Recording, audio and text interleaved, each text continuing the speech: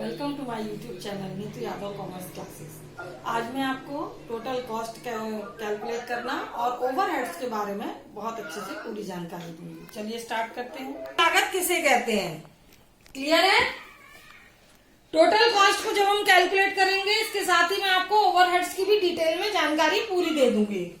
तो देखिए, मानना हमने कि हमारा जो टोटल कॉस्ट है वो 8000 रुपीज है। 8000 हमने टोटल कॉस्ट मान ली है। अब हमको देखना है इसमें बेसिक कॉस्ट या प्राइम कॉस्ट कितनी है। प्राइम कॉस्ट मान लो 6100 है। तो 8000 में से जब हमारी प्राइम कॉस्ट 6100 हो गई तो हमारे ओवरहेड्स कितने होंगे, 1900 रुपीज के। अब प्राइम कॉस्ट में क्या शामिल होता है, तो प्राइम कॉस्ट में दो चीजें शामिल होती हैं। एक हमारा होता है डायरेक्ट मटेरियल और दूसरा हमारा होता है डायरेक्ट एक्सपेंसेस। डायरेक्ट मटेरियल का मतलब होता है कि आपके प्रोडक्शन में जितना भी सामान लगा, जितनी भी कच्चा सामान रॉ मटेरियल जो लगा, वो जिसको हम बोलेंगे प्रत्यक्ष सामग्री। और डायरेक्ट एक्सपेंसेस, डायरेक्ट लेबर जो आपका होगा, वो सारा आपका जो प्रत्यक्ष श्रम जिसको बोलेंगे, जो आपको बिल्कुल सामने काम करता हुआ दिखाई दे रहा है, जो बिल्कुल सामने के आपके खर्चे दिखाई दे रहे हैं। इसमें फ्यूल हो गया, कैरेज हो गया, फ्राइट हो गया, प्रोडक्शन से रिलेटेड जो भी एक्सपेंसेस है वो डायरेक्ट एक्सपेंसेस होते हैं। और प्रोडक्शन से रिलेटेड जो भी मटेरियल हमको लगता है, जो हम रॉ मटेरियल के रूप में यूज करते हैं, जिसको हम कन्वर्ट करके फिनिश गुड्स बनाते हैं, वो आपका डायरेक्ट मटेरियल होता है। मैं आपको एक एग्जांपल लेके बता रही हूँ कि मान लो हमारी जो टोटल कॉस्ट है 8000 है, इसमें से 6100 हमारी प्राइम कॉस्ट है, बेसिक कॉस्ट है।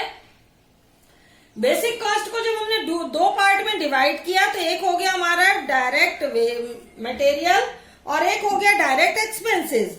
माना हमने डायरेक्ट मटेरियल हमारा 4800 है। आप जब ये एग्जांपल्स लेके चलोगे तो आपको टोटल कॉस्ट बहुत इजीली कैलकुलेट हो जाएगी। अब आपका 8000 में से 6100 आपने प्राइम कॉस्ट ली थी। इस 6100 में से 4800 हमने डायरेक्ट मटेरियल ले लिया। अब हमारे पास बचा कितना पैसा, तो 6100 माइनस 4800, तो ये हमारा बचेगा 1300 रुपीज। क्लियर है? अब ये 1300 रुपीज को भी हम टू पार्ट्स में डिवाइड करेंगे।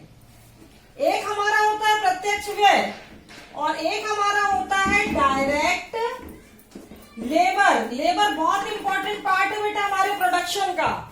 तो हम ये मान लेते हैं कि 1200 की हमारी लेबर लगी और 100 रुपीज हमने अदर एक्सपेंसेस जो डायरेक्ट वाले किए।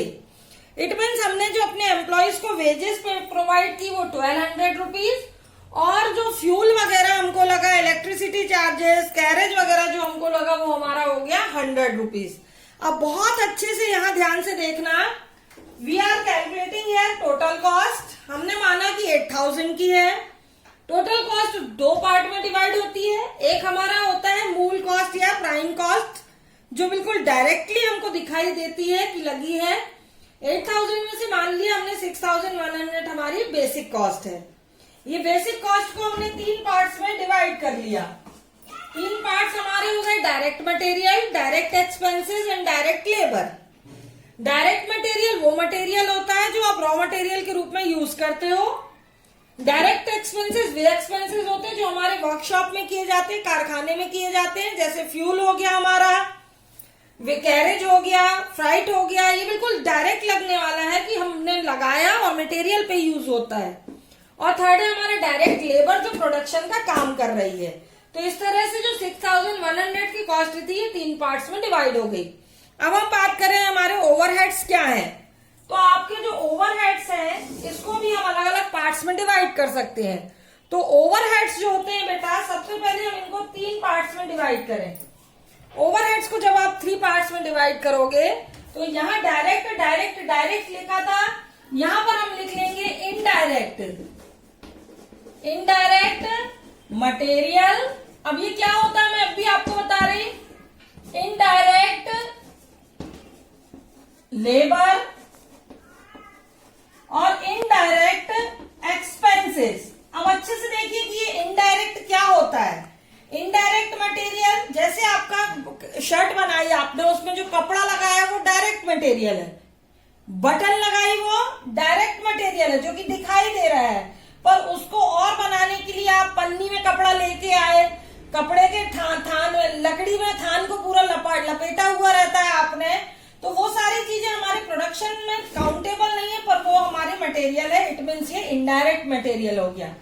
अब इनडायरेक्ट लेबर क्या होता है, तो देखिए जितने दिन काम हुआ उतने दिन की आपने सैलरी दी, तो दिस इज डायरेक्ट वेजेस। पर आप छुट्टियों की भी सैलरी दे रहे हो तो वो इनडायरेक्ट लेबर है, मतलब लेबर की पेमेंट कर रहे हो पर हमने उससे काम तो लिया नहीं, काम करते हुए तो लेबर दिखा नहीं। क्लियर। फिर दूसरा हम ये बोल सकते हैं कि आपका क्लर्क लिखा पढ़ी कर रहा है तो वो डायरेक्ट लेबर है, पर क्लर्क की हेल्प के लिए जो आपने एक हेल्पर लगाया है वो इनडायरेक्ट हो गया। ठीक है। सेल्स मैनेजर है, सेलिंग कर रहा है, डायरेक्ट है, पर यदि इनडायरेक्ट मटेरियल मैंने आपको बताया जो हमारा मटेरियल डायरेक्ट में जो प्रोडक्शन के लिए लगा है, उसके अलावा जो मटेरियल लगता है वो इनडायरेक्ट मटेरियल होता है। क्लियर। जैसे आपने मान लो शर्ट बना रहे हो तो शर्ट पे लगा हुआ कपड़ा डायरेक्ट मटेरियल है, धागा भी डायरेक्ट हो जाएगा, बटन भी डायरेक्ट हो जाएगा। बट इस शर्ट को आप लेके आए तो लकड़ी के उसमें लकड़ी में पूरा लपटा रहता है ना थान, फिर पॉलिथीन में पैक होता है, फिर डिब्बे में पैक होता है, तो ये शर्ट के पार्ट तो नहीं है, पर शर्ट को कैरी करने के लिए जरूरी है, उसकी प्रोटेक्शन के लिए जरूरी है। तो ये सारा जो मटेरियल लगा वो इनडायरेक्ट मटेरियल हो गया। फिर इनडायरेक्ट लेबर मैंने आपको बताया, आपने लेबर को जो वेजेस पेमेंट की वो तो डायरेक्ट लेबर हो गई, और आपने छुट्टियों के जो सैलरी दे दी, या हमारा कभी कोई काम बिगड़ गया, नहीं हो पाया, लॉस हो गया, कोई टेक्निकल इश्यूज के कारण काम नहीं हुआ, जिसको हम आइडियल टाइम बोलते हैं, उसमें अगर जो हमने सैलरी दी वो इनडायरेक्ट लेबर हो गई। और इनडायरेक्ट एक्सपेंसेस भी आपके होते हैं, जैसे मैंने आपको बताया मशीन चलाने में लगा हुआ फ्यूल डायरेक्ट एक्सपेंसेस है, पर मशीन की ऑयलिंग ग्रीसिंग जो होती है जो हमें दिखाई नहीं देती है वो इनडायरेक्ट एक्सपेंसेस होती है। क्लियर हो गया अब आपको। अब हमारा जो डायरेक्ट लेबर है, यहां देखो हम छोटा सा उदाहरण लेते हैं। ये हमने बोला था कि 1900 के एक्सपेंसेस हैं।